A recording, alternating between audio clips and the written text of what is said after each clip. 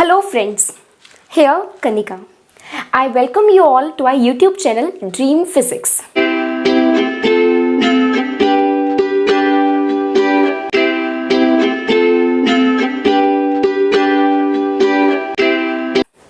I hope you all are doing great and all are trying to do your best. तो हम unit number first 12th class का electrostatics chapter कर रहे थे। इसमें हम क्या पढ़ चुके हैं? Coulomb's law in detail, the charge, the properties, Coulomb's law, उसके कंसेप्चुअल्स, न्यूमेरिकल्स हमने अलग वीडियोस में डिटेल में डिस्कस किए हैं। उसके बाद हम पढ़ चुके हैं इसके इलेक्ट्रिक फील्ड इंटेंसिटी डिटेल में अलग अलग वीडियोस में। आज हम पढ़ने जा रहे हैं बच्चा जो इलेक्ट्रिक फील्ड इंटेंसिटी हमने बिल्कुल लास्ट वीडियो में कवर किया टॉपिक, उसके बारे में और कुछ इंपॉर्टेंट बातें जानेंगे। इसको आज और फर्दर डिटेल में पढ़ेंगे। मैंने आपको ये बताया था, फटाफट से समराइज करते हैं। मैंने आपको ये बताया था कि अगर आपके पास एक चार्ज है Q, जिसको आप बोल रहे हो सोर्स चार्ज, ओके जी, ये सोर्स चार्ज अपनी एक फील्ड जनरेट करता है। जब भी एक मैटर के पास चार्ज आता है ना, तो वो अपने आसपास के जो अपना स्पेस होता है उसको मॉडिफाई कर देता है। वो जो मॉडिफाई, वो ये नहीं कि अगर ये चार्ज है तो इतना ही स्पेस मॉडिफाई होगा या तो कुछ स्पेस मॉडिफाई होगा। वो इस चार्ज से लेकर इन्फिनिटी तक का स्पेस मॉडिफाई हो जाता है। हालांकि मतलब वो अपने आसपास एक फील्ड जनरेट कर लेता है जिसको इलेक्ट्रिक फील्ड कहते हैं, और उस इलेक्ट्रिक फील्ड की पावर, स्ट्रेंथ किसी भी पॉइंट पर चार्ज के अराउंड, उसको कहते हैं electric field intensity at that point. मतलब इलेक्ट्रिक फील्ड की पावर इस पॉइंट पर अगर ये P है तो ये कहलाएगा इलेक्ट्रिक फील्ड इंटेंसिटी, और simply the electric field strength, और simply the electric field at the point P। Getting? उसके बाद देखिए, अब वो ये कह रहा है कि जो इलेक्ट्रिक की फील्ड की जो स्ट्रेंथ है वो इसके आसपास ज़्यादा होती है, और जैसे जैसे हम चार्ज से दूर जाए जा रहे हैं वो स्ट्रेंथ जो है वो कम होती जा रही है। गेटिंग? और देखिए, इन्फिनिटी तक जाते जाते वो बहुत कम हो जाती है, पर होती है ज़रूर। इलेक्ट्रिक फील्ड जो है it is developed from the source charge to infinity.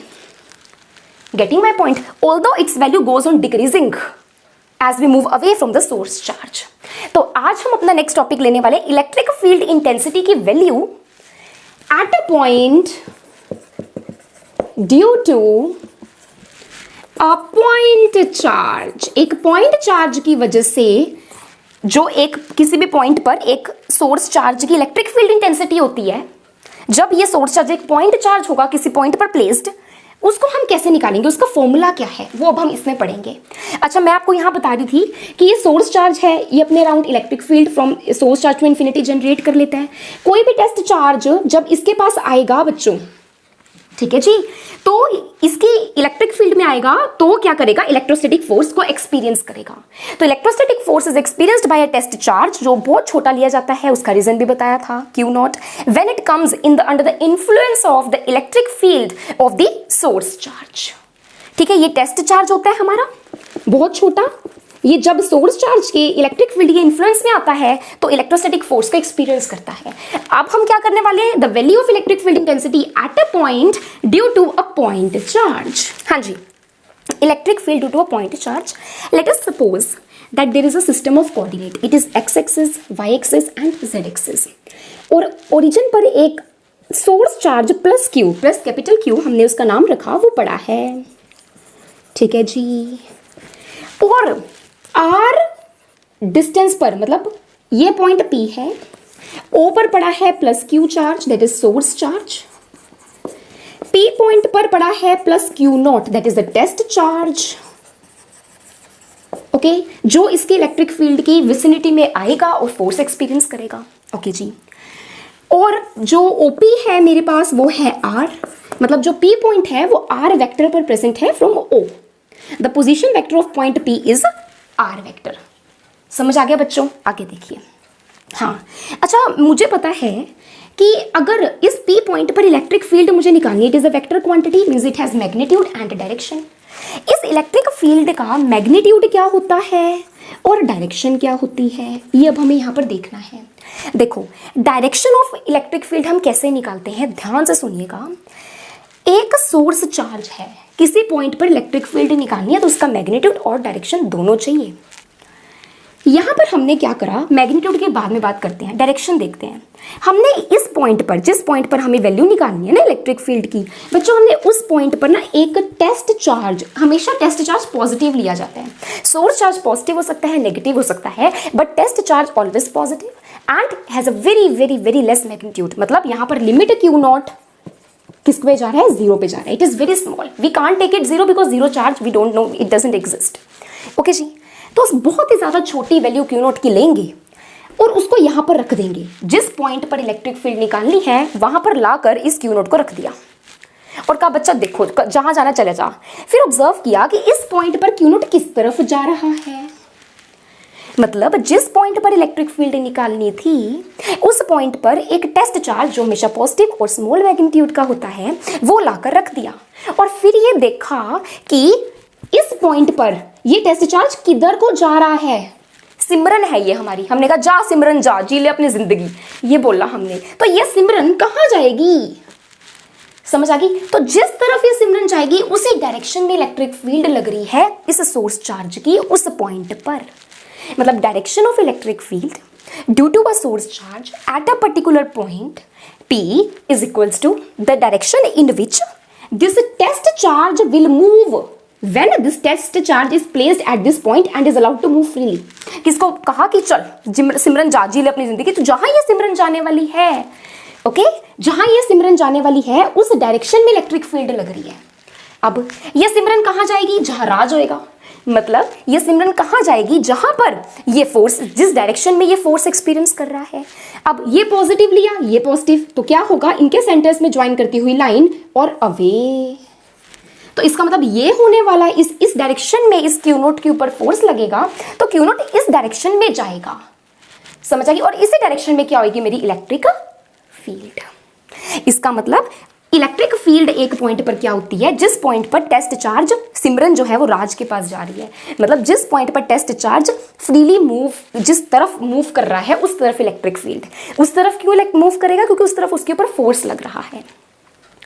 तो इलेक्ट्रिक फील्ड की डायरेक्शन क्या होती है, जो फोर्स की डायरेक्शन होती है बच्चे, सिंपल हम कह सकते हैं। ओके, क्योंकि जिस डायरेक्शन में फोर्स लगेगा उस डायरेक्शन में ये टेस्ट चार्ज मूव करेगा और जिस डायरेक्शन में टेस्ट चार्ज मूव करेगा उस डायरेक्शन में ही इलेक्ट्रिक फील्ड है। मतलब इलेक्ट्रिक फील्ड फोर्स वाली डायरेक्शन में लगती है। गेटिंग? ओके, या हम सिंपल ये बात अपनी याद रखो कि एक सिमरन को छोड़ा और कहा जा सिमरन जा टेस्ट चार्ज को, ये टेस्ट चार्ज जहां मूव करेगा वहां इलेक्ट्रिक फील्ड की डायरेक्शन है। Are you getting my point? Next, उसके बाद इसका मैग्नीट्यूड निकालना है। मैग्नीट्यूड के लिए हमें पता है it is equals to force at point P experienced by this test charge divided by the magnitude of the test charge where this test charge is very small, so limit Q naught tends to 0। तो ये होगी direction और इस फॉर्मूले से हम निकालेंगे magnitude. अब इसका मैग्नीट्यूड निकालने के लिए मुझे फोर्स एट पॉइंट P चाहिए और एक टेस्ट चार्ज P पॉइंट पर क्या फोर्स एक्सपीरियंस करेगा वो हम कूलम्ब लॉ से निकाल सकते हैं। तो force experienced by point P is equals to K, that is 1/4 pi epsilon naught, where epsilon naught is permittivity, electrical permittivity in free space or vacuum, into the product of the charges Q into Q naught divided by the square of the distance between them। और ये distance क्या है, OP, इसका magnitude हमने लिया R और इसकी direction क्या है R, मतलब OP के अलोंग जो यूनिट वेक्टर है वो है R कैप। कोई भी डायरेक्शन होती है, हमें पता है कोई भी अगर हमारे पास लाइन होती है, if this is the line, तो इसकी इस लाइन की इस पोजीशन की एक मैग्नीट्यूड होगा, एक इसकी डायरेक्शन होती है और हमें कोई भी डायरेक्शन देनी है तो हम उस डायरेक्शन को देने के लिए वहां पर जाता हुआ एक यूनिट वेक्टर का बारे में यूज करते हैं। आपको पता ही है, बच्चे तो हो नहीं जो यूनिट वेक्टर बताएंगे। ओके, तो इसका मतलब ये जो वेक्टर है जिसको आर ऊपर टोपी से पा देते हैं, आर कैप बोलते हैं, ये एक यूनिट वेक्टर है जो जिसका मैग्नीट्यूड 1 है, पर ये क्या बता रहे हैं, डायरेक्शन बता रहे हैं आर की, कि आर जो है वो इस तरफ है और ये लाइन इस तरफ है आर कैप की तरफ और इसका मैग्नीट्यूड है आर, सिंपल आर। तो मैग्नीट्यूड है आर स्क्वायर और अगर मुझे डायरेक्शन भी देनी है तो ये जाएगा आर कैप की तरफ। समझ आ गई? इस एफ पी की वैल्यू यहां पर पुट करो तो ई क्या है, अगर मैं यहां पर ई लिखूं, it is equals to limit Q naught tending to 0 1/Q naught into this force, that is 1/4 pi epsilon naught Q into Q naught divided by R square R cap। Q naught से Q naught क्या हो गया, cancel. तो हमारा क्या बना बेटा, ये देखो, तो हमारा electric field at point P with direction बना limit Q nought tending to 0 1/4 pi epsilon nought, नीचे वाले Q नॉट ने ऊपर वाले Q नॉट को कैंसिल आउट कर दिया और ये आ गया Q नॉट, सॉरी ये तो कैंसिल हो चुका है, divided by R square and position vector. Q not क्योंकि इस एक्सप्रेशन में है ही नहीं तो हम इस लिमिट को हटा सकते हैं। तो electric field at point P becomes 1/4 pi epsilon nought Q over R square R cap. ये है इसका मैग्नीट्यूड और ये बता रहा है उसका डायरेक्शन। डायरेक्शन क्या होगा, जहां पर ये Q नॉट मूव करेगा, जब इसको फ्रीली छोड़ देंगे उस पॉइंट पर, वो होगा इलेक्ट्रिक फील्ड की डायरेक्शन उस पॉइंट पर और ये होगा उसका मैग्नीट्यूड। तो इसका मतलब हमारे पास electric field at point P का मैग्नीट्यूड अगर हम निकालें, it is 1/4 pi epsilon nought Q over R square due to a point charge. और ये हमें क्या बता रहा है, it is inversely proportional to R square. That means एक सोर्स चार्ज के अराउंड जो हमारी इलेक्ट्रिक फील्ड है, it is having a spherical symmetry. इसको हम डिटेल में आगे थोड़ा सा स्टडी करेंगे, पर अभी नहीं, अभी मैं आपको एक मजेदार बात बताने वाली हूँ। तो क्योंकि it is inversely proportional to R square, इसका मतलब क्या हो गया, अगर R मेरे पास 2 है तो जितनी यहाँ पर 2 वैल्यू, ये भी तो R है, 2 पर उतनी वैल्यू, 2 पर उतनी वैल्यू, 2 पर उतनी, तो it is having a spherical symmetry. This expression shows, दोबारा से, E is inversely proportional to R square. इसका मतलब अगर R मेरा 2 है तो R यहाँ पे भी 2 हो सकता है, E की वैल्यू वही होगी, यहाँ पे भी 2, ये भी वही, यहाँ पर भी वही वैल्यू, अगर ये 2 है रेडियस तो it is having a spherical symmetry. अब इसके अराउंड को मैं अभी तक आपको क्या बताती आ रही हूँ कि ये अगर चार्ज है तो उसके अराउंड स्पेस मॉडिफाई हो जाएगा, ऐसे गोले मार देती हूँ, ये इलेक्ट्रिक फील्ड होगी, पर there is a proper way to represent electric field. Let us see what is it. तो नेक्स्ट हमारे पास आता है how to represent the electric field. Okay, जो अब मैं बताने जा रही हूँ वैसे इलेक्ट्रिक फील्ड को रिप्रेजेंट करेगा एक मेथड है वो, पर उस मेथड को थोड़ा सा मॉडिफाई कर दिया और नया मेथड बनाया। तो आज मैं आपको पहला मेथड बताऊंगी, नेक्स्ट वीडियो में हम नए मेथड की तरफ जाएंगे, उसको भी नहीं हम छोड़ेंगे, ठीक है। देखिए, अब सोर्स चार्ज, मैंने कहा टेस्ट चार्ज एक ही प्रकार का हो सकता है, पॉजिटिव और बहुत स्मॉल। सोर्स चार्ज पॉजिटिव भी हो सकता है, नेगेटिव भी हो सकता है। मान लो अगर हमारा सोर्स चार्ज +Q पॉजिटिव है और एक तरफ हमारा सोर्स चार्ज -Q नेगेटिव है, ठीक है, ये हमारा है सोर्स चार्ज, ये भी है सोर्स चार्ज।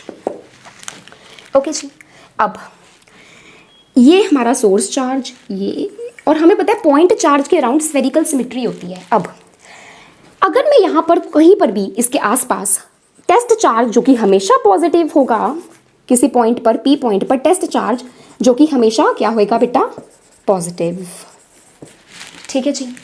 इस चार्ज को अगर मुझे इस पॉइंट पर इलेक्ट्रिक फील्ड निकालना है तो मैं क्या करूंगी, सिमरन को यहाँ पे आके रख दूंगी और कहूंगी जा सिमरन जा। तो अब देखो, हमें पता है सिमरन कहाँ जाने वाली है, positive positive repel each other, ठीक है। तो उसका राज जो है वो इधर नहीं है, उसकी तरफ है। मैंने आपको बताया कि जहाँ जिस पॉइंट पर हमें इलेक्ट्रिक फील्ड की डायरेक्शन निकालनी होती है उस पॉइंट पर टेस्ट चार्ज रख दो। टेस्ट चार्ज जिधर को मूव करेगा उस तरफ हमारी इलेक्ट्रिक फील्ड है, क्योंकि उस तरफ उसके ऊपर फोर्स लग रहा है। ओके, तो इस पॉइंट पर हमें पता है कि इलेक्ट्रिक फील्ड जो है वो बाहर इससे दूर जाएगी। ऐसे ही मैं यहाँ पर रखूंगी तो दूर जाएगी, यहाँ मतलब यहाँ रखूंगी तो भी दूर जाएगी, यहाँ रखूंगी तो भी दूर जाएगी। इसका मतलब electric field is represented by a line because electric field has direction, so this line is having a arrow, और जहां पर ये एरो पॉइंट कर रहा है वहां पर इलेक्ट्रिक फील्ड की डायरेक्शन है। अब जब पॉजिटिव चार्ज होएगा तो एक टेस्ट चार्ज पॉजिटिव हमेशा रिपेल होएगा, तो एक पॉजिटिव चार्ज से हमेशा इलेक्ट्रिक फील्ड लाइंस आउटवर्ड्स निकलती हैं। ये बात तो सपने में भी मैं आके पूछूँ ना, या कोई आके पूछे तो आपको पता होना चाहिए कि हाँ जी बताओ इलेक्ट्रिक फील्ड लाइन पॉजिटिव से कहाँ निकलती है, तो आपको हाँ आउटवर्ड निकलती हैं। क्यों? क्योंकि positive resistance charge is always positive and positive will repel, तो ये हमेशा इससे दूर जाएगा और जहां पर ये जाता है उस तरफ इलेक्ट्रिक फील्ड होती है। तो ये तो होगी डायरेक्शन। अब बड़े इंटेलिजेंट हो तुम लोग, +Q-, तो ये कहाँ है इसका राज, इधर को है, तो ये कहाँ जाएगी, इधर को। यहां पर भी रखूंगी तो इधर को, यहां पर भी रखूंगी तो इधर को, तो ये हो गई। इसका मतलब इनवर्ड्स आती हैं नेगेटिव चार्ज में, मतलब if the source charge is negative the electric field lines are inwards and if it is positive the electric field lines are outwards. ये बात याद होनी चाहिए। ये तो होगी डायरेक्शन। ओके, डायरेक्शन क्या बता रही है, एक लाइन जिसके पास एरो है, इधर को है मतलब इधर को इलेक्ट्रिक फील्ड, इधर को इलेक्ट्रिक फील्ड, इधर को इधर को इधर को इलेक्ट्रिक फील्ड, और यहाँ पर बाहर इलेक्ट्रिक फील्ड। ओके, अब मैग्नीट्यूड कैसे पता करें? मैग्नीट्यूड पता करने का बच्चों एक हमारे पास तरकीब है। हम क्या करते हैं, जहाँ पर मैग्नीट्यूड ज़्यादा वहाँ पर लाइनें बड़ी, जहाँ पर मैग्नीट्यूड कम वहाँ पर लाइनें भी छोटी। डायरेक्शन चेंज नहीं कर सकते, सिर्फ उनकी लेंथ चेंज कर सकते हैं। हमें पता है कि एक टेस्ट चार्ज के अराउंड जो इलेक्ट्रिक फील्ड होता है वो अभी हमने कहा is inversely proportional to R square. मतलब जैसे जैसे डिस्टेंस बढ़ेगा वैसे वैसे ई कम होता रहेगा। मतलब पास में ई ज़्यादा और फिर ई कम, पास में ई ज़्यादा तो पास में इलेक्ट्रिक फील्ड लाइंस भी लंबी और फिर बाद में छोटी होती जाएंगी, फिर और छोटी, फिर और छोटी, छोटी छोटी छोटी, निक्की निक्की होती जाएंगी, छोटी छोटी छोटी छोटी छोटी छोटी। इसका मतलब इलेक्ट्रिक फील्ड आउटवर्ड निकलता है पॉजिटिव में, और जैसे वो आउटवर्ड जा रहा होता है जो उसकी लाइन की लेंथ है वो कम होती रहती है, क्योंकि इलेक्ट्रिक फील्ड की स्ट्रेंथ कम होती रहती है एज आर इंक्रीजेस।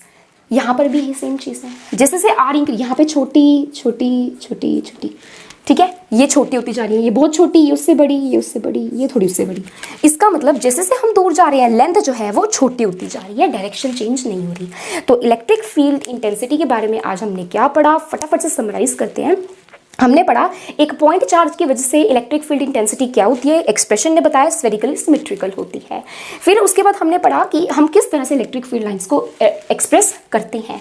ये मेथड जो है थोड़ा सा हमें अच्छा नहीं लगा, हमने इसको और मॉडिफाई करा, एक बड़ा सिंपल सा मेथड बनाया और हमने क्या करा, इलेक्ट्रिक फील्ड लाइंस को इलेक्ट्रिक फील्ड को इलेक्ट्रिक फील्ड लाइंस के थ्रू रिप्रेजेंट किया। अब वो इलेक्ट्रिक फील्ड लाइंस क्या होती हैं और इन लाइनों से वो कैसे डिफरेंट हैं, उनकी क्या प्रॉपर्टीज़ हैं, उन पर आने वाले क्वेश्चंस, न्यूमेरिकल्स मतलब कंसेप्चुअल क्वेश्चंस वगैरह वगैरह हम अगले अपनी क्लास में पढ़ेंगे। तो आप हमारे साथ बने रहिए नेक्स्ट लेक्चर पर। तब तक के लिए tata bye bye and don't forget to hit the like button and subscribe our YouTube channel. Thank you and have a nice day.